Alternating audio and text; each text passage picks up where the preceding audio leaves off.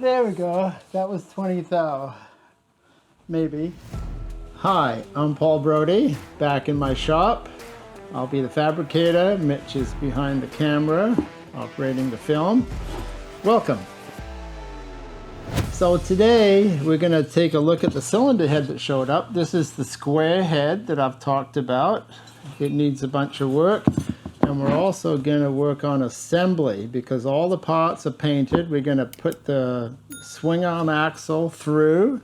We're going to try using the arbor press and see how that works. Don't want to use the hydraulic press unless we really have to. Thanks for tuning in. Let me show you what's going on. See, got a broken fin there, one. There's another broken fin, that's number 2. That's supposed to come right out like that to match that side. There's broken fin number 3, and they're all on the same level. And finally, broken fin number 4. Can you see how someone has welded up the exhaust flange or port? What's supposed to happen here? What is stock? You've got these inserts. Can you see there's a thread? This is supposed to thread into the head, but what happens is these come loose, or I don't know exactly what happens because I haven't had that experience. That comes loose. So anyway, someone was having problems with this, and then I looked over here. Can you see these marks? Can you see how there's like lines in there? And over here, can you see there's more lines? What happened was, I'm pretty sure I did an autopsy investigation, and the header pipe was coming loose. So someone took wire, wrapped it all around a bunch of times. You can see there's like 3 strands, 2 strands. And they used the safety wire to hold on the header pipe, and then they rode the bike, and then there was the vibration, and the pipe was, I guess, loose too. So the wire wore into the cylinder head. So I don't know if I'm going to fix that, but I do have to fix up all this. So I got some work cut out for me. Future episodes, perhaps. What's new? It rained all weekend here. Maybe you heard it on the news, torrential rain. I was in my shop and I ended up having sore fingers. I did a lot of sanding. This is 80 grit, followed by 180 grit. And then after that, used a bit of red Scotch-Brite. So that's what happened on the motor here, and I'm pretty happy with how it turned out. It's not the final finish, but this is what it looks like with the Scotch-Brite. And it's hard to get into all these. That's all by hand. The fingers are going in there, and when the cases don't match up, you got to work a little harder with the emery or the file or whatever. So first I used files. I didn't use any power tools really. Maybe on a couple little bits I used the power tool just to take off the high spot, but not overall the whole thing. All hand filed, so that's what I got to show for the weekend. I got more stuff in the mail, so let's have a little look and see what we got. Ah, okay, it's a brake light switch. So I have to mount this down by the left foot peg. Brand new. It looks like a Lucas pod. I don't know if it's actually Lucas, but that's how it works. When you press down on the brake pedal, there's some kind of a rod and it pulls it and activates the rear brake light. So that'll be good to have. And this, it says what's in it is square rulers. It came from Germany, so I think someone is sending us stuff. Let's have a look. Apparently we have some German friends. Oh, that's a square ruler. I don't have anything quite like that.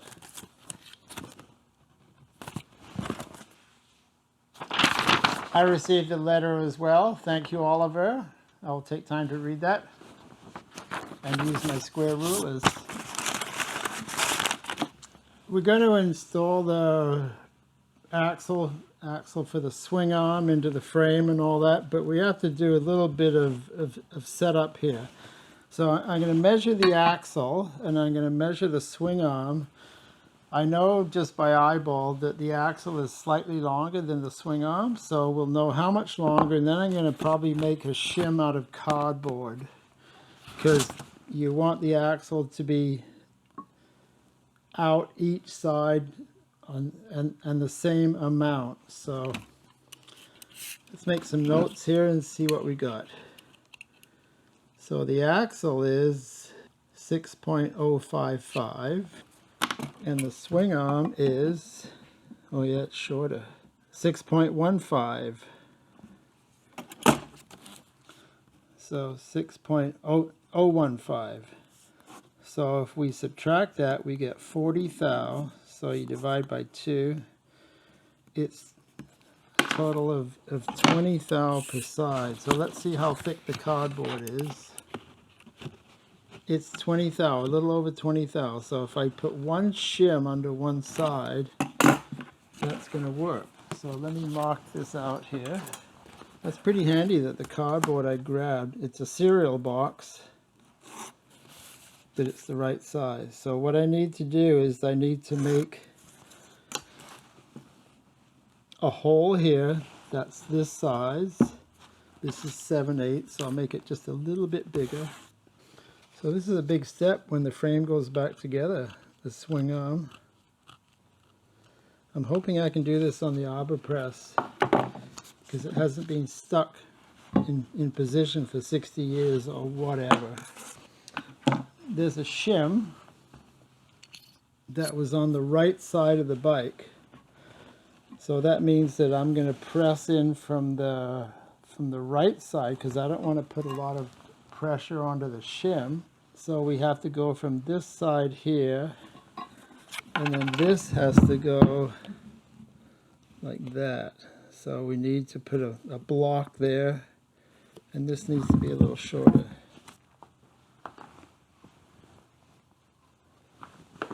We'll see how this fits in with the arbor press. I'm hoping it goes in nice and easy.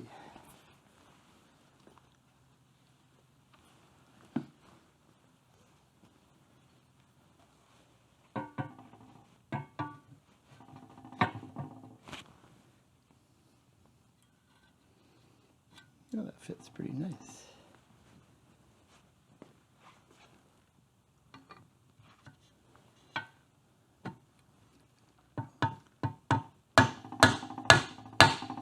Okay, so that got it started.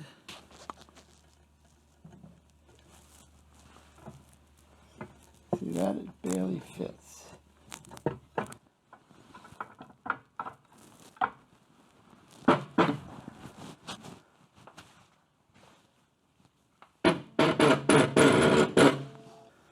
See, I can't come down too much more here. It is going though.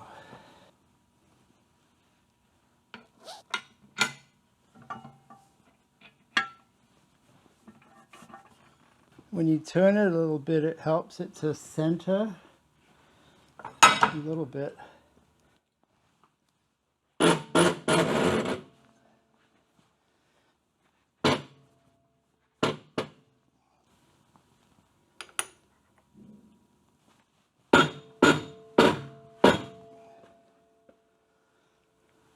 Now it's getting tight.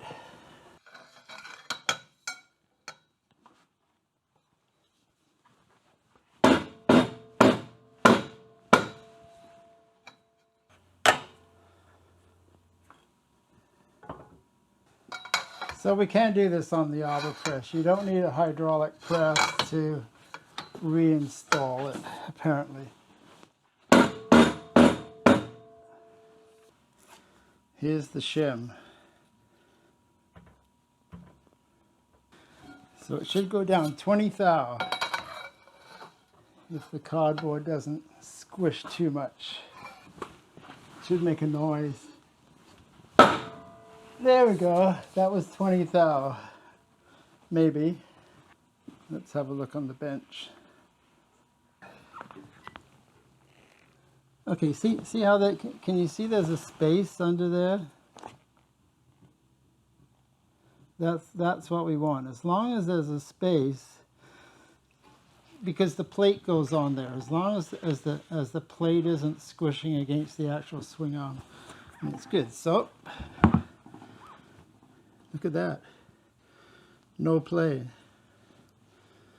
Okay, so what we can do now is to clear off the stand, and we can put some parts on, start to mock it up a bit, get to see the shape. Let's do that.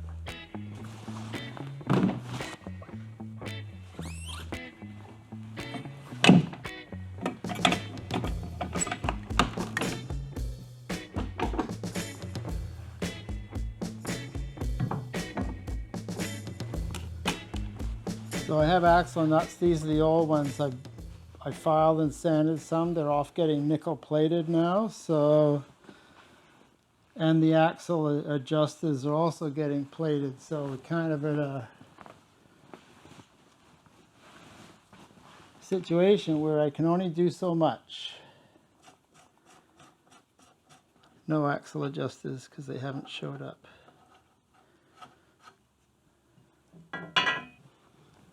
I guess there's a bit of paint in there. That's what's going on. A little bit of paint. It went in. This is that English thread, BSF or BSC. One of those two.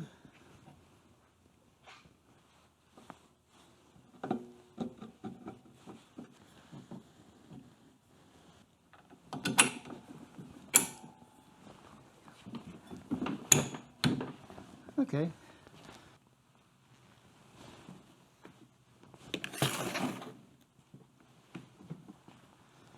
So, slowly coming together. I just got an email from the nickel platers and my order is ready of 37 pieces, so I need to go around there and fetch that, then I can assemble some more. Thank you very much for watching. We appreciate that. Mitch and I like coffee. If you buy us coffee, that helps to keep the channel moving along. Take care. See you next time. Okay, back to the head. I wanted to show you this. I have manifolds that I made previously. One's here, and when I try it on, look at that. It doesn't work. That's a problem. So I guess it's not a problem if I make manifold number 3. So I see manifold number 3 in my future.